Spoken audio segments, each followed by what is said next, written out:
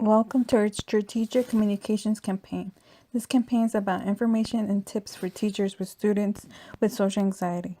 It was created by Team D, Nancy Lopez-McQueen, Liliana Sanchez, and Brianna Maxfield.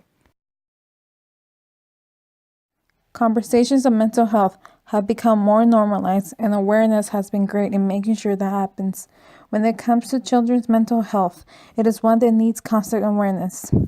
Since how we help ourselves and each other to be healthy in our mental state as children and teens, we benefit as we grow into our adulthood. As a team, we chose to bring awareness to one major issue within children and teens' mental health that many just brush it off as shyness, that being social anxiety disorder, also known as SAD. And according to the Child Mind Institute, social anxiety disorder is defined as intense self-consciousness and fear of embarrassment that goes beyond common shyness, causing the child to go to great lengths to avoid social interactions. We want to distinguish social anxiety disorder from shyness by educating the teachers who deal with children and teens with it on a regular basis, but are the most likely to label it as shyness.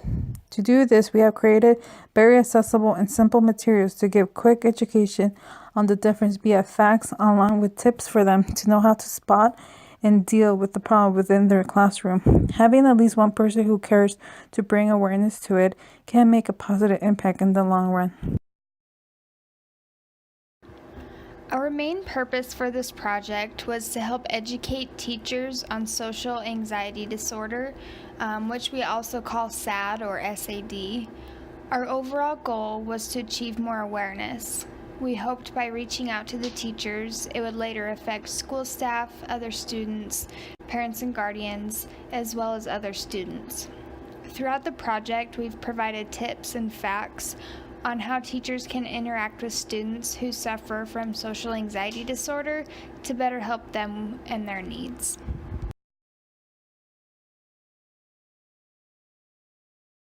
Our target audience are teachers who teach from K through 12. Reason we chose teachers is that they are an unbiased adult within a child or teen's life who can learn about SAD and educate a broad amount of students, or even spot an individual without being personally connected like a parent. Schools themselves are places where social anxiety can develop, and many of its signs can begin to show. Due to the onset age of 14, many teachers are the ones who see and may have to deal with students with it, but can't confuse it with shyness or teen angst, thus ignoring the issue. Because of that, having teachers be aware of what SAD is and how to spot it reduces the chance of perpetuating the misconception of a quiet student is just a shy student. The National Center for Education Statistics states that 55.9% of current teachers are between the ages of 30 to 59. In this age range, more teachers are willing to be educated, listen, and take action on awareness issues. By targeting teachers, it is well known that many go into the profession to make a difference in their students, from academics and even their lives. Issues like SAD that can affect academics is one that teachers can be more intrigued to make sure to help a student early on that can make a difference in their life as they continue on in their education. Having teachers care can lead them to bring up their concerns to parents or guardians so they can take action that best suits their child's life.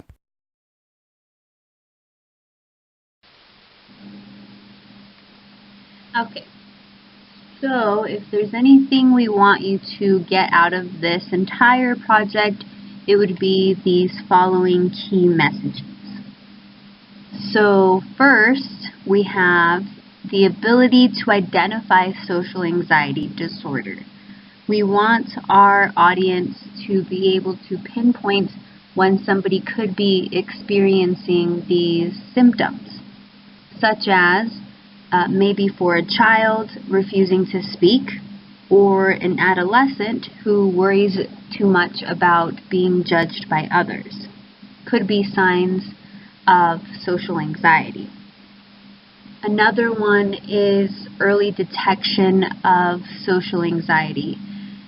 This is crucial to avoid long-term impairment of the disorder, and it shouldn't be treated the same as a child who is just sad. there are different methods for people that experience this disorder than what you would normally use when you're dealing with someone who is just shy. A common mistake in classroom settings is that the instructor or teacher will try to involve this individual that seems shy with the crowd and pressures them to participate, calls on them in front of everybody, and that could be more detrimental for the student than helping them, if that's what the intention is. The good news is that treatment is available for individuals who struggle with social anxiety. They have the therapist, they can go online and find more information. But addressing concerns with the parents when the symptoms are suspected is something that's really important as well. Becoming aware of the child's issue will be the first step in helping them overcome social anxiety.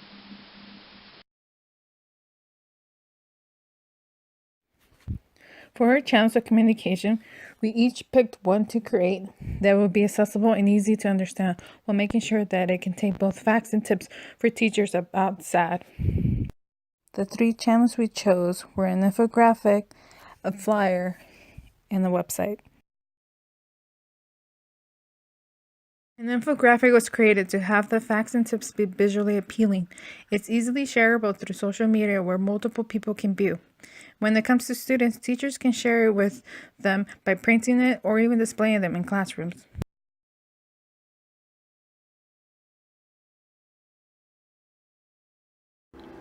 I've created a flyer to get our information out to educators on social anxiety disorder in the classroom. With creating a flyer, I hoped it would allow easy on-the-go access to important information for those who don't have internet access or may not have the time to look up information and facts on the computer. The idea of a flyer is that it is portable and easy to hand out to parents, students, and staff.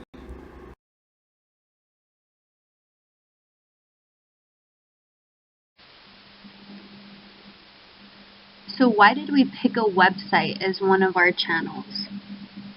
The intention behind the website was to create a one-stop shop for all the information that we've put together as a group. My teammates created an infographic and a flyer, which were both placed onto the website, so it's going to give the audience easy access to additional materials as well as the information on the website if they prefer to go online, or it also gives them the option to print or download the infographic and flyer if they prefer to take that with them and read it maybe when they're waiting for something, so they have that on-the-go information. We also have realized that websites give the ability to reach a wide variety of people. You can send information to a whole different state because it's all online. So the intention here is to bring awareness on our topic of social anxiety.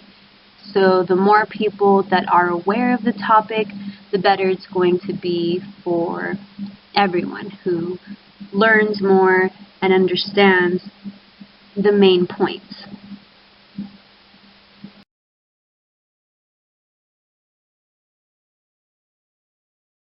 When it comes to the greatest successes in this project, they were keeping weekly scheduled meetings, setting earlier due dates before the actual due dates, and splitting workloads. All those kept us on track and gave us an extra time if needed to make sure every section of the project was completed in time. As for my personal success, I am glad I was able to infuse my love for creating art for a group project. I love to draw in my spare time, so being able to place my drawings in the infographic combined with the written material was fun. I believe my greatest success with this project would be creating the flyer. It was kind of hard for me, and I really struggled with finding a website that would help with the layout, but I think it ended up turning out pretty good for it being my first time creating one. I also think we did great as a team. We really worked well together and didn't run into any major issues.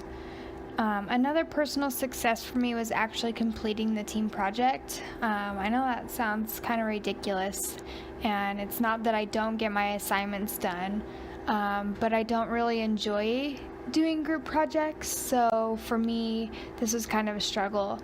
But I did actually really enjoy working with Liliana and Nancy, and I think overall this project was a great success for all of us.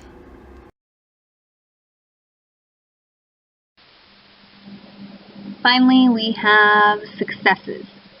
So my main thing here was that I was able to grasp a deeper understanding of the importance of teamwork. Throughout the entire semester, we were taught how to actually work with a team and how to avoid all those bumps on the road that usually occur when you work in a group. But it was very successful. We all participated and did our share, so it made things a lot easier and less stressful throughout the semester.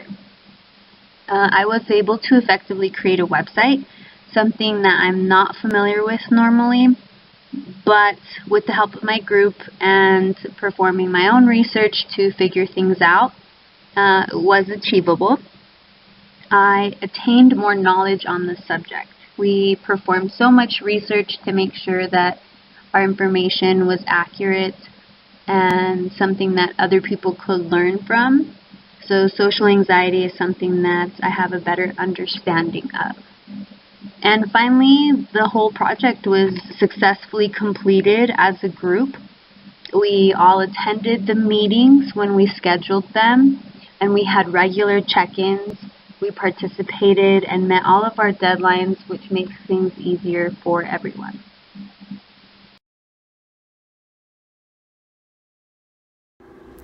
I learned a lot while working on this project, and one thing that I did learn in particular was that not everyone has the attitude that, oh, well, so-and-so will just do it for me, meaning that some people don't work well in group projects and they rely on everyone else to do their part of the work. This is really frustrating for me, so I'm really grateful that everyone on my team pitched in and did their own part. I also did learn that it's not a good idea to wait until the last possible minute to complete your portion of the work. I actually already knew this, but I am a huge procrastinator, and I started off the project with the attitude that, oh, it'll wait and I can do it later. This didn't really work in my favor. But by the last assignment for this project, I actually had it in earlier than the due date our team had agreed upon, instead of scrambling at the last second to get it done and hope that it turned out okay. The lessons I learned were that having a dedicated team and a set plan is key. If a plan is not set from the beginning, such as having a clear topic to tackle along with a flexible outline, it could have failed from the start. When looking into the topic of SAD, we knew it would be broad, so we made sure to only focus on the data regarding children and teens. This is what helped us in making sure we had a clear purpose and objective that never deviated. When it came to the tips, there are many out there and they could be subjective, so we made sure to highlight the ones we individually thought would make a better impact for a particular channel. Lastly, at the beginning of this class, I was worried about how many group projects we would have. Like this campaign's topic, I have social anxiety, so having to work in teams got me nervous. As the class went on and I learned more about the types of communications, I was able to implement what I learned to each project I kept doing with both Liliana and Brianna.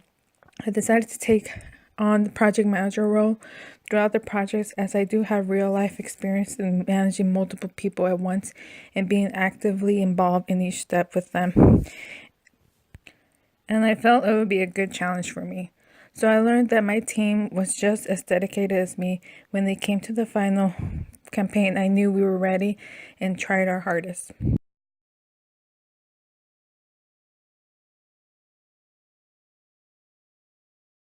All of our research, data, and tips used in this video presentation are channels and our strategic paper come from the following resources: Anxiety and Depression Association of America, Anxiety Canada, Child Mind Institute, Huffington Post, Mental Health America, National Center for Education Statistics, Psychology Today, Psychcom, The Guardian, The Mighty, and The Very Well Mind.